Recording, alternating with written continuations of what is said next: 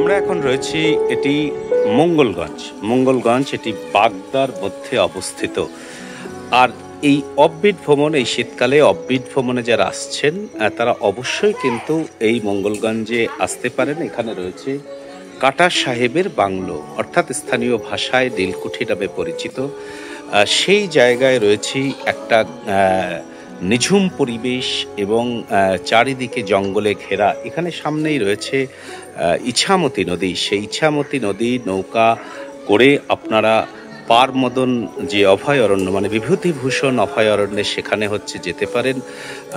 এক অদ্ভুত নির্ঝর নিলিবিলি পরিবেশে যদি আপনারা একদিনের জন্য অফবিট ভ্রমণে আসতে চান, তাহলে কিন্তু অবশ্যই এই জায়গাটিকে পছন্দ করতে পারেন। এখানে একদিকে রয়েছে ইছামতি নদীর যে প্রাকৃতিক সৌন্দর্য, আর অন্যদিকে ইতিহাস সমৃদ্ধ একটি জায়গা। একটা ভূত বাংলো যাকে বলা হয়, পরিত্যক্ত বাংলো, সেই বাংলো রয়েছে। সেই বাংলোকে কেন্দ্র করেই মানুষের কিন্তু উচ্ছ্বাস, তারা আসছেন। সেই বাংলো আপনাদের চারিদিকে ঘুরিয়ে দেখাচ্ছি, আপনারা সঙ্গে থাকুন, পুরো ভিডিওটা দেখুন। বাংলার ভ্রমণ মানচিত্রে প্রতিদিন কোনো না কোনো নতুন জায়গার সন্ধান পাওয়া যাচ্ছে, আর এটা সম্ভব হচ্ছে সোশ্যাল মিডিয়ার দৌলতে। অখ্যাত জায়গা বিখ্যাত হয়ে উঠছে সোশ্যাল ইনফ্লুয়েন্সারদের দৌলতে। এই যেমন মঙ্গলগঞ্জ। কিছুদিন আগে পর্যন্ত এই জায়গার নাম কেউ শোনেনি। এখন যারা নিরিবিলি নির্জনে দুদণ্ড সময় কাটাতে চান, তাদের কাছে উত্তম জায়গা এটি।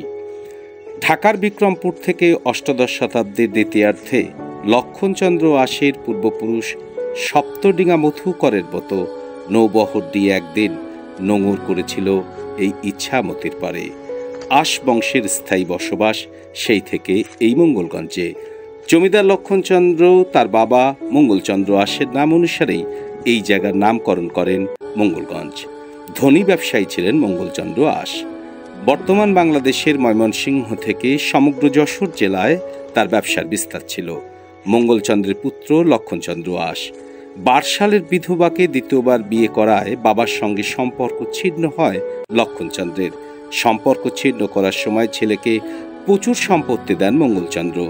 সেই সময় মঙ্গলগঞ্জের জমিদার ছিলেন কোনো এক ঘোষবাবু। ব্যবসায় সুবিধা করতে না পারায় নগদ অর্থের বিনিময়ে লক্ষণচন্দ্রকে জমিদারি হস্তান্তর করেন তিনি। বাবার নাম অনুসারে এখানকার নাম রাখেন মঙ্গলগঞ্জ।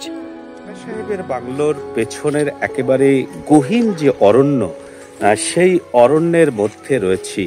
আর কথিত রয়েছে যে এখানকার যে জমিদার ছিলেন মঙ্গলচন্দ্র আশ, সেই মঙ্গলচন্দ্র আশের সময়তেই এই জায়গাটিতে নীলকর সাহেবরা তাদের নীলকুঠি গড়ে তুলেছিলেন।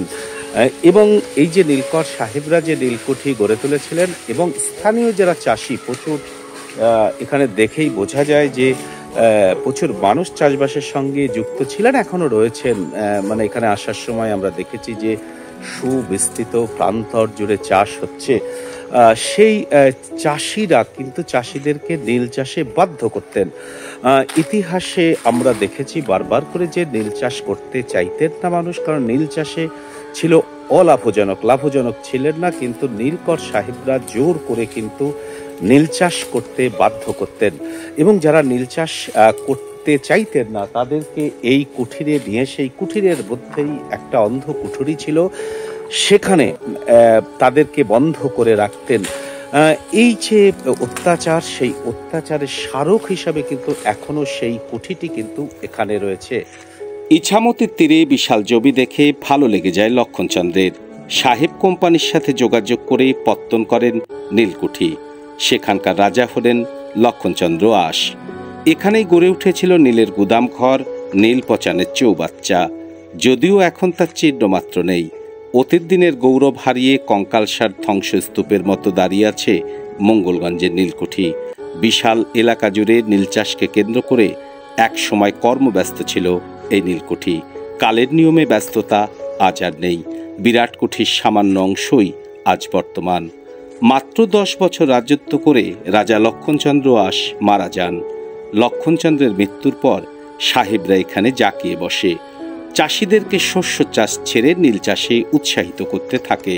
কিছুদিন বাদেই অভিজ্ঞ চাষিরা বুঝতে পারে নীল চাষ যে পরিশ্রম সাধ্য, তেমনি জমির উর্বরতা শক্তি নষ্ট করে দেয়। চাষিরা নীলকর সাহেবদের বিরুদ্ধে বিদ্রোহ ঘোষণা করে। নীলকুঠির ভূগর্ভস্থ ঘরে চাষিদেরকে বন্দি করে রাখা হয়। সাহেবরা পরামর্শ করে 2-4 জনকে প্রাণে মারলেই বাকি চাষিরা চাষ শুরু করবে। বন্দি চাষিদের মধ্যে একটি ছেলে ছিল বুদ্ধিমান। সে সাহেবদেরকে বলল, আমাদের কিছু টাকা পয়সা বাড়িয়ে আর আমাদের মেয়েদের অসম্মান করা বন্ধ করলেই আমরা আবার শুরু করব চাষ। সাহেবরা বাঁধন খুলতেই, তার ইঙ্গিতেই চাষিরা দলবদ্ধভাবে সাহেবদের ধর থেকে মাথা আলাদা করে দেয়। সেই থেকেই কুঠিটির নাম হয় কাটা সাহেবের কুঠি। কাঁচরাপাড়া থেকে চাকদা 12 নম্বর জাতীয় সড়ক থেকে ডান হাতে বনগা, সেখান থেকে কুলপি রোড থেকে গাংনামপুর হয়ে দুপাশের সর্ষের ক্ষেত পেরিয়ে যখন কাটা সাহেবের কুঠিতে পৌঁছালাম তখন প্রায় দুপুর 1টা। সামনের মাঠে গাড়ি পার্ক করতে করতে দেখলাম প্রায় 200 বছরের পুরনো সাহেবী অত্যাচারের প্রতীক ও তার উপর কালের মর্মান্তিক আক্রমণের ভগ্নদশা এই নীলকুঠি। আজ কি অসহায় তার পরিণতি! সতীদাহের সময় সতীর আর্তচিৎকার যাতে মানুষের কানে না পৌঁছায় তার জন্য যেমন ঢাক, ঢোল, কাসর, ঘণ্টা বাজানো হতো, পিকনিক পার্টির ডিজের কান ফাটা আওয়াজ যেন খানিক সেইভাবেই কুঠিরের আর্তকণ্ঠ রুদ্ধ করে রেখেছে। কে জানে, রাতের নির্জনতায় হয়তো এখনো এই ইট কাঠ পাথরের বুকে কান পাতলে গ্রামের সেই গরিব নীল চাষির উপর সাহেবের চাবুক মারার আওয়াজ স্পষ্ট শোনা যায়, কিংবা পাতাল ঘর থেকে গুমড়ে ভেসে আসে বন্দি কৃষকের কান্নার আওয়াজ। মঙ্গলগঞ্জের জনপদ নিয়ে স্থানীয়দের মুখে অজস্র মিথ ছড়িয়ে আছে। মহানায়ক উত্তম কুমারের প্রিয় জায়গা নাকি ছিল এই জনপদ। এখানে এসেছেন বহু বিশিষ্টজনই। ব্যারাকপুর শ্রীপল্লীর বাড়িতে থাকাকালীন অনেকবার এখানে এসেছেন বিভূতিভূষণ বন্দ্যোপাধ্যায়। বাংলার ভ্রমণ মানচিত্রে প্রতিদিন কোনো না কোনো নতুন জায়গার সন্ধান পাওয়া যাচ্ছে, আর এটা সম্ভব হচ্ছে এই সোশ্যাল ইনফ্লুয়েন্সারদের দৌলতেই। নীল চাষ করতে চাইতেন না যে সমস্ত কৃষকরা, তাদেরকে এখানে নিয়ে এসে অকথ্য নির্যাতন করা হতো, অত্যাচার করা হতো, এবং মহিলাদের উপরেও কিন্তু সাহেবরা অত্যাচার করতেন। এই নীলকর সাহেবরা এক যুবক কিন্তু সাহস করে এবং বুদ্ধির পথ অবলম্বন করেছিলেন। তিনি সাহেবদের বুঝিয়েছিলেন যে মজুরির পরিমাণ একটু যদি বাড়ান এবং মহিলাদের উপর যদি নির্যাতন কমান তাহলে তারা নীল চাষ করতে পারেন এবং নীল চাষ করতে চান। এই কথা, এই শর্ত কিন্তু সাহেবদের দেন। তখন সাহেবরা এই কৃষকদেরকে বক্ত করেছিলেন। তাদের মধ্যে সেই সাহসী যুবক কিন্তু পরবর্তীকালে ওই নীলকর সাহেবদের গলা কেটে দিয়েছিলেন এবং নীলকর সাহেবদের মৃত্যু হয়েছিল। সেই জন্য এই কুঠিকে কিন্তু কাটা সাহেবের কুঠি বলা হয়ে থাকে। এই যে এখন যে ধ্বংসস্তূপের মতো দাঁড়িয়ে আছে, সেটি কিন্তু একটা অত্যাচারের স্মারক বলা যায় এবং সেই একটা ইতিহাস, রক্তাক্ত ইতিহাসের স্মৃতিচিহ্ন রয়েছে।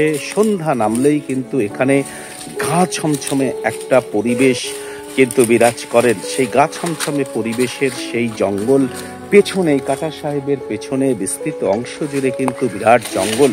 সেই জঙ্গলের মধ্য থেকে এখানকার যে বিস্তৃত ইতিহাসকে আমরা ছুঁয়ে রাখবার জন্য আমরা এসেছি এবং সেটা কিন্তু আপনাদের সামনে তুলে ধরছি।